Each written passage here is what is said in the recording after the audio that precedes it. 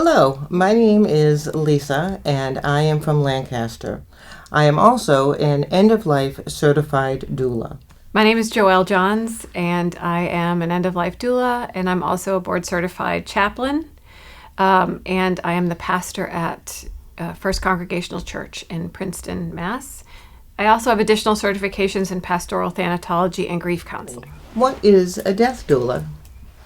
A death doula is a non-medical support role that often occurs in the home, but we do often go to facilities, skilled facilities. I've had clients that have called me to be in the CCU or ICU in a supportive role for the family.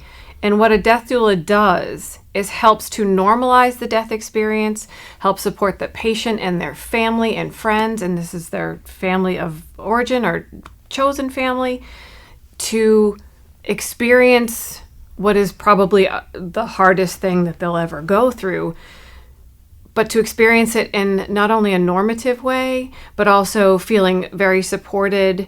And the doula's role is to really be the non-anxious presence in the room when people are dying. Mm-hmm. The other thing that doulas do that's kind of unique is that we aren't limited by time, whereas hospice roles, and I love hospice roles are very specific. There's very specific lanes, whereas a doula has a little bit more of a permeable membrane on both sides of those lanes.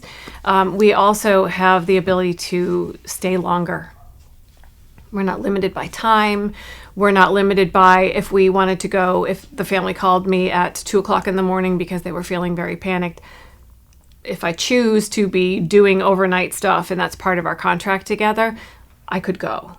And so you have that sort of play and to spend more time with the family. Yes, thank you. Now, as a newly certified end-of-life doula, I've often heard that the term bookends is used. Mm-hmm. Could you please describe what that term means as far as a doula is concerned? Sure. The bookends are, of course, birth and death. We hear doulas often. That term is just used when we describe a birth doula, when a new mom needs some support. And again, doulas are typically a non-medical role when it comes to birth doulas. So they help support the mom, and they are, sort of really focused on the mom and the family, mm-hmm. but of helping her to sort of normalize the birth process, because as we know, birth can be messy. Oh, it certainly can be. I know one or two of my birth plans went sideways really quickly. So kind of normalizing that and sort of having a way to coordinate around those last minute changes. Well, on the other end of life, the other bookend is death. And 100% of the people watching this will also be involved in that process. Mm-hmm.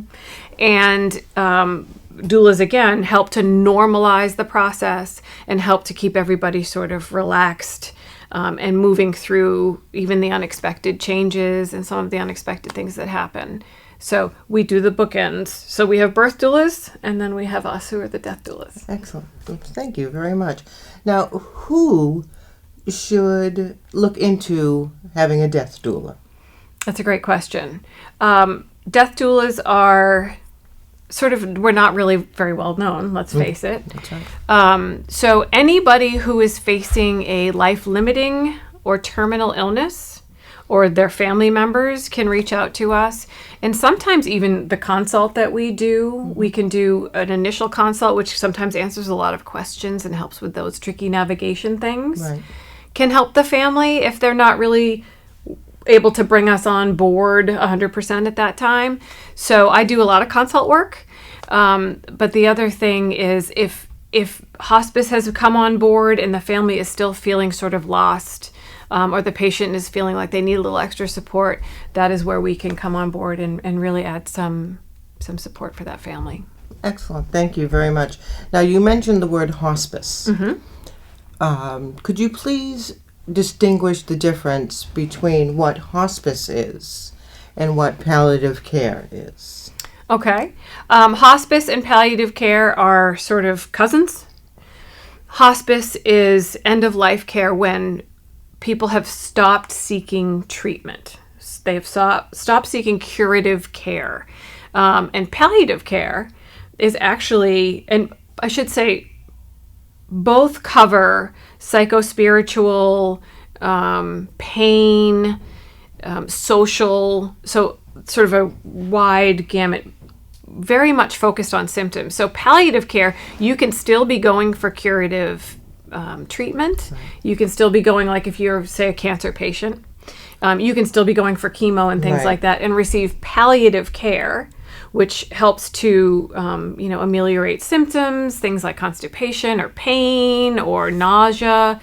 You can still be getting palliative treatment. Yeah. So one could say all hospice care is palliative, but not all palliative care is hospice. Right. So the distinction there lies in, with hospice, you're no longer seeking cure. Excellent. Thank you. Now, where would somebody receive hospice care? Hospice care can be received wherever anybody calls home, because hospice care is a philosophy. It's not a place. Yes. We've heard, there are hospice houses. Mm-hmm. Then there are a couple here in the Worcester area that I know of that jump to mind, but hospice care can be provided in the home, a long-term care facility, an assisted living facility. Hospice can even be provided in the hospital. So it depends on where that person is calling home at that time. Okay. So what I understand from what you were saying is that a doula can be in any of those situations. A doula could easily meet the patient or the client where they are. Exactly. Exactly. And we often work with, now here's the distinction too, going back to what a doula is and that we're a non-medical. We don't dispense medications. We can support the family in calling their hospice team and how to break down what their needs are and help identify needs to the team. So we are actually like a team player in that way. But we don't, and we'll go into any setting. Yes. We too will go wherever a person calls home. But you can have a doula and not have hospice yet.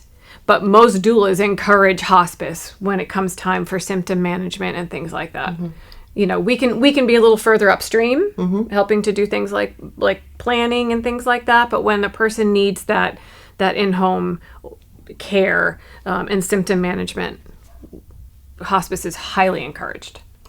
Excellent. Thank you very much. What kind of training does a death doula receive? For myself, I recently received a certificate of completion from the University of Vermont for end-of-life doula. And that's a great program. It is a great program. UVM is an excellent program. Francesca Arnoldi is the one who started that. Yes. And she's fantastic. I did the UVM program too. Yes. And I also did a NELDA. And we were talking earlier and we were discussing that there are a lot of programs, but there is no national certification. Like, it's not a recognized thing. Like, my board certification as a chaplain is a national thing. There's a sort of a strict set of things you have to go through. Whereas with death doula, that is still in sort of flux. And there are some that are in the camp of make it really tighten it up and make it super certified. Yes. And there are those, which I kind of lean in that if you over certify it, then you're going to medicalize. Exactly. What we're trying not to medicalize, which is kind of what makes us unique. Yes.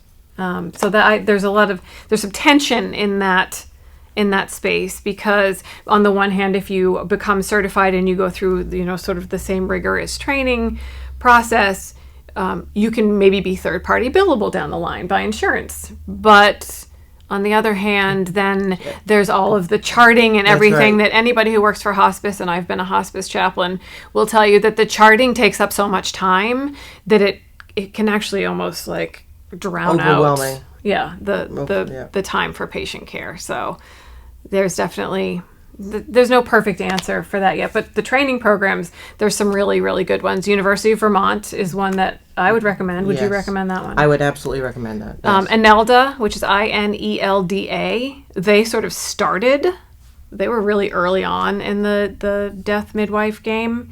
I'm trying to think of some others that jump to mind. I think it's called, well, we'll put some resources for you in the comments below. There's a few that I would recommend. It's just nothing is leaping into my mind right now, except, of course, UVM, because you and I both went there. It's fresh in our heads. Right, and Imelda, because I did that one too. Yeah. Well, thank you. So when should a person think about contacting a doula, an end-of-life doula? I would recommend as soon as you get that diagnosis. And it doesn't even have to be, stage 4 cancer, as we know, is almost like a chronic disease now. We have so many good treatments. Yes. But maybe that is the time, even if you have projected 2 to 5 years, to at least start the conversation, to start talking about death and dying, because that is not something that we do very well at all. And the further upstream you start to plan and to sort of wrap your head around, that maybe my life is not going to be as long as I had once thought it was going to be, you can start working on those things and start working with your doula on legacy projects. And maybe because you're freshly, more so, more recent out of school, maybe you could share a little bit about some of the legacy projects. Yeah, absolutely. One thing I did want to mention when you were talking about that was about 5 years ago, I was diagnosed with a terminal disease, and I was faced with my end of life. So what I did was I brought in my family, and we talked about it at that point. And we shared a lot of tears, a lot of crying, a lot of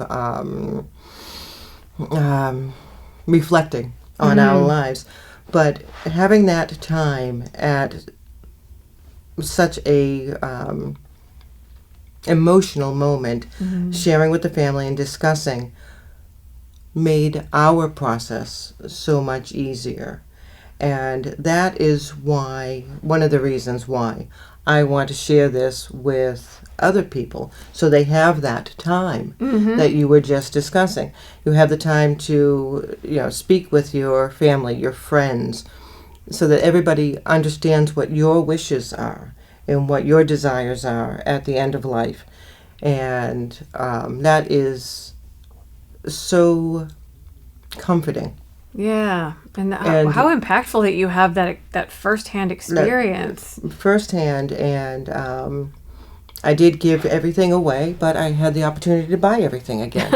So that's awesome. Yes, thankfully. But I was given that precious ability to talk with my children and share my wishes with my husband, and that is one of the reasons I became an end-of-life doula, and something I want to share with other people. That's a powerful testimony to, So, yes, I think I was a death doula before I became a death doula. Well, what's amazing is, and you touched on some great themes there, is that, people sometimes ask, like, isn't this work depressing? No, because since that time, since you experienced that, that living each day like it's precious. I mean, don't live each day like it's your last, because that will you'll turn into somebody who's doing like the bucket list every day, right? Exactly. Yeah. But remembering that life is short and it's fleeting, and I carry that around as that's sort of my ace in the hole with conflict and everything, because I don't hold things. Neither do I. And it's working at end of life that has given me that insight. Yes. And I mean, with your experience, that's absolutely, that's a very powerful testimony. Thank you. And that has opened it up for so many other people that I talked to. So thank you. But speaking of that, how could a death doula help a family deal with a diagnosis? Also a great question. The family is often struggling more than the person who's dying. A lot of times, folks that are dying will say to me, I know I'm dying, but don't tell my husband. Do you know what I mean? Or I don't tell my kids. I just read that story. I just read a story about that. And that really happens. The husband doesn't want to tell the wife. Yep. The wife doesn't want to tell the husband. And that creates a chasm. Yeah, because they're not talking and they're not really actually spending good time together. So doulas can help sort of facilitate those hard conversations, those important hard conversations, because once you get sort of that elephant in the room recognized and acknowledged, you can start having those important conversations and say the things you want to say. Yes. And with that, I know a lot of family members are really concerned about when their family member, their loved one, is in pain or have concerns about, my mom isn't eating, or what should I do about, she can't roll over and that sort of thing. How can a doula help with that? Getting back to what I said about normalizing, that's a huge role that doulas have. And I don't even know if we're all aware of what a great value that is, because we can tell folks, because for a lot of people, the stopping of eating is huge. Because a lot of families, food is love. Food is love. Yes. You gathered around the meal table. So when people are stopping eating and, only just sips of water, sips and bites of little nibbles of things, doulas can help explain that the food at a certain point, as the body is shutting down, the body puts its intention on vital organs to keep those alive, and the stomach just kind of falls out of favor and in deference to the heart and the brain. So eating can cause more discomfort than comfort. Yes. And so listening to that, teaching the family how to listen to what's happening with the dying person. And as for pain, hospice does pain control really, really well.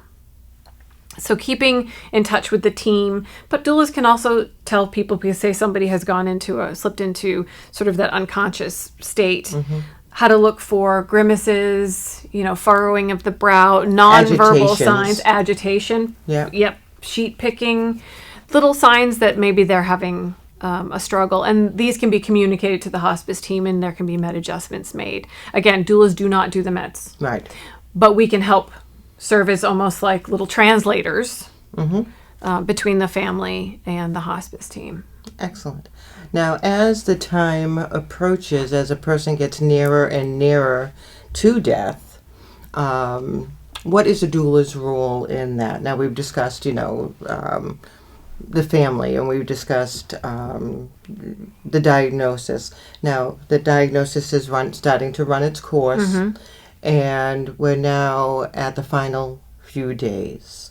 How can a doula help with those situations?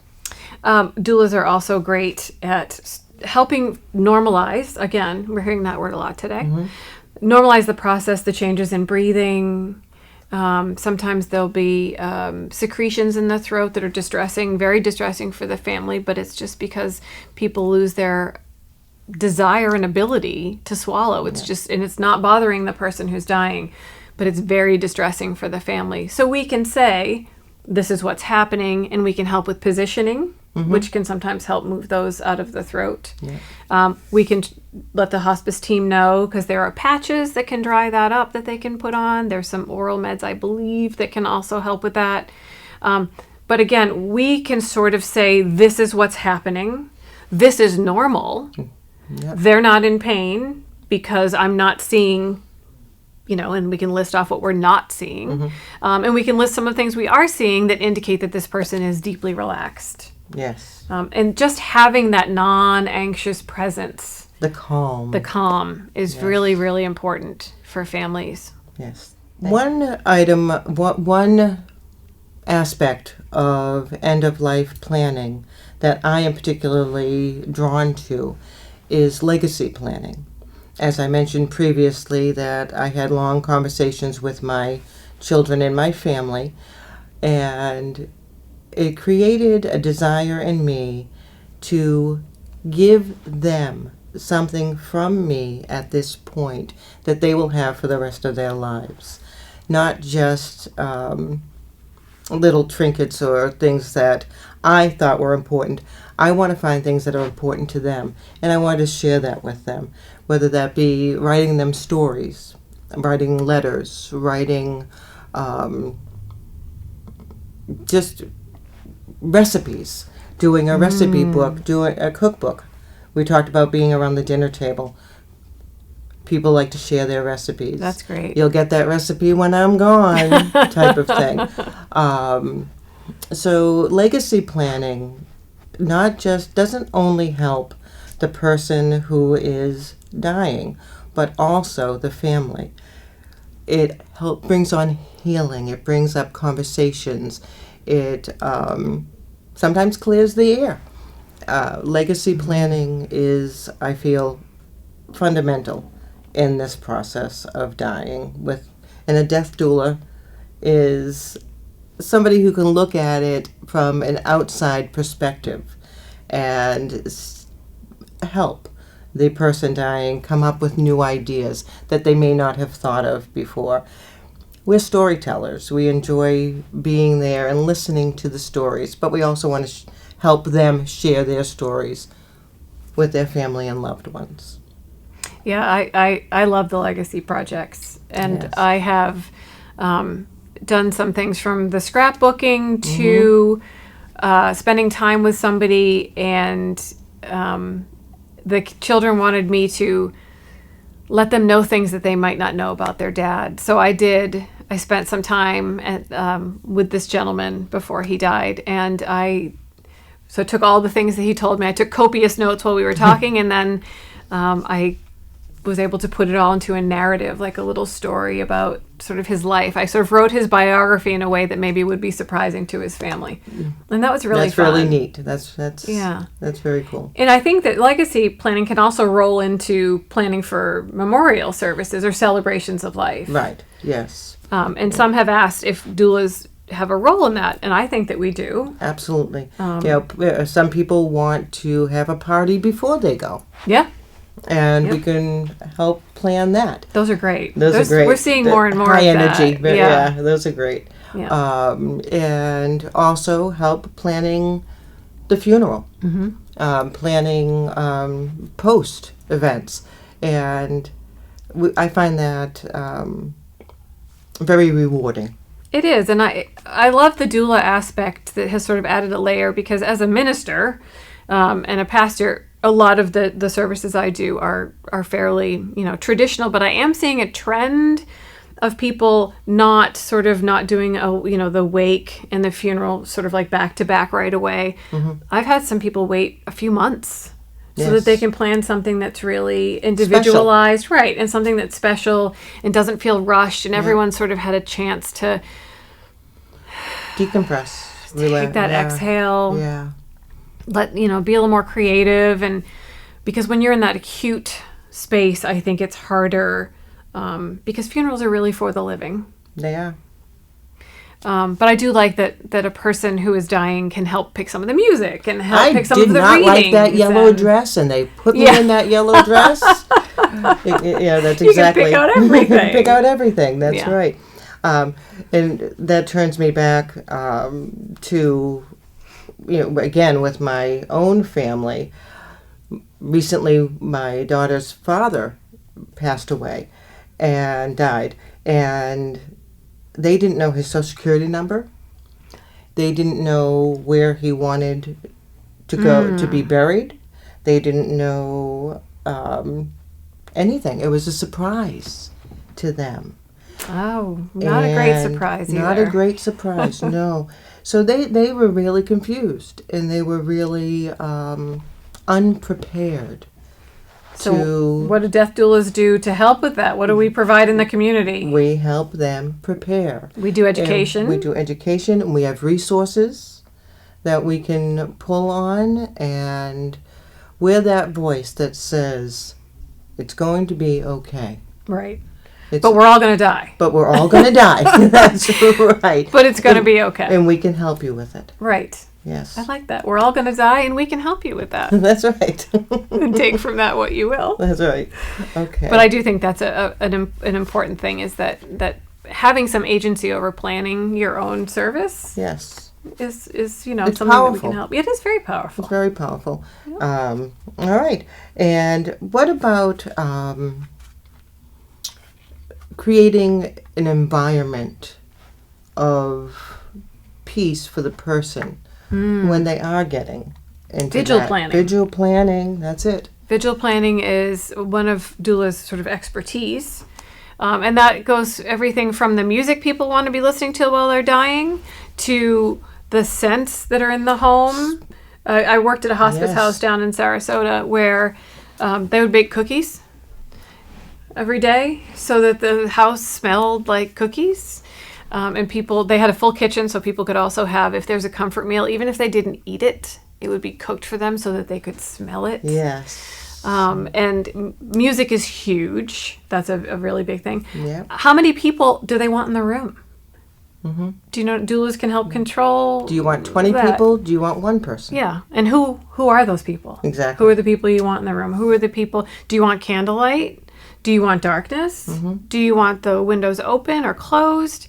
There's so many little things that you don't think about until that moment. that moment. Whereas we're already thinking about it. We're It's looking around the room. thoughts. Right. Yeah. We're looking Yeah. around the room and saying, how can this be like a special, honored space? And it is space. sacred. Yeah. It's a sacred time Yeah. in a person's life. Just as we talked about this earlier, when you give birth, how sacred that is, bringing a life into this world equally. Yes. And I kind of think more powerful. Yeah. I would agree with you. Yeah. So one concern that a lot of people have is insurance. Mm-hmm. And who is going to pay for this end-of-life care? Okay. And how would a doula fit into that role? That's a great question and kind of the $1 million question, pardon the pun. Mm-hmm. Hospice is a covered benefit. Yes. Hospice, if you're over 65 or if you're on Medicare, is a covered benefit. Most private insurance is also covered if you're under 65, and there's variations in there. But by and large, once you stop seeking curative care and you go on hospice, that your insurance puts money out towards that service. Right. Doulas are not. Yeah. We are not. And this ties in sort of to the how medical do we want to be, how regulated, because then that would be a third-party billable service. But the reality is right now we're not. So most doulas have sliding scale fees and will work with families because we would be an out-of-pocket expense Right. on top of that. And I even know some doulas, and I have myself taken cases for free. Yeah. One of the easiest ways for me to take a case for free is by doing a lot of consulting. Mm-hmm. I'm not in the home as much per se, but I'm a phone call away or Right. a text away. I've helped people via text sort of navigate what's going on. And these are some of the things that I'll do just to do them, just because It's the right thing to do. And yeah. because I want people to die well. There's a notion of the good death. The good death, yes. That I think we've sort of overused. We've sort of. I think we've kind of Hollywood the good death. We have kind of Hollywooded the good death, and we've set up some expectations. And I'm not saying we as doulas. No. We as in society. And I think we end up chasing this sort of like everyone's at bedside and they take their last breath, and we've said all that we need to say. And I think if that doesn't happen, we're setting ourselves up to be very, very disappointed. Yes. And not all deaths are perfect like that. They just aren't. That's the reality. But what we can help do is make it so that people can die as well as possible. As well as possible. And it's that it's the death that's right for them. It's the process that's right for them and their family. And we can try to help make that as seamless as possible. But it's human. It's messy. Life is messy. Death is messy. Yeah. Birth is messy. All of it. That's so true. It is. Yes, yeah. It is. So I briefly mentioned a scenario about a person dying without any pre-made plans. What can we do about that so that it'll make it easier on the family when Great that question. scenario comes up? Great question, because we talk about this a lot at death cafes and other outreach events that you'll find doulas are doing advanced directives. If you use the Conversation Project or 5 Wishes, both can be found online, to start having those conversations. Yes. When you appoint a healthcare proxy, it's important to, a healthcare proxy is, first of all, somebody who will make medical decisions for you when you cannot speak for yourself. And typically those are done by your PCP. Your PCP may ask you during a routine physical, do you have one? Yep. If your PCP doesn't ask you, ask them. Right. And if you have a healthcare proxy, make sure that person's on the same page as you. That they know. That they know what you Yes. want, because sometimes when it comes down to the brass tacks and they have to make a hard decision, they can maybe not do your wishes. So that leaves you with a living will that you can put in writing. Yes. What you want, you can put those things in writing. And there's things that you can arrange with an attorney. Those are different, and we are not lawyers. No. So, but there are durable healthcare powers of attorney, and finances, whole other ball of wax. We're not touching that. Nope. So, another form that's very important when you are suffering from a chronic or terminal illness is the MOLST, which is now going to be the POLST, which is a physician's order for life-sustaining treatment. And this is something that you do with your doctor. Yes. And it's, what I like about it is that the old DNR, or do not resuscitate, is so poorly named because it implies that we're going to... Yeah, well, it also says we're not going to give you care. Nothing.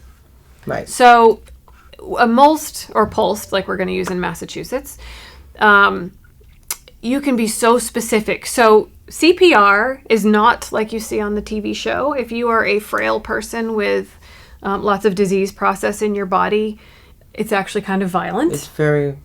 And I say that with as much gravitas as I can, because you will break ribs, and the odds of coming out of it like you see in the shows where someone had CPR and then they wake up the next day and...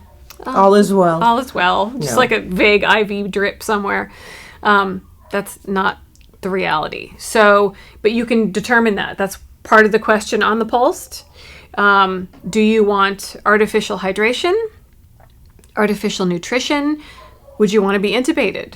Mm-hmm. Or would you just want to have high flow? That is a big one. Because there are paralytics given to you.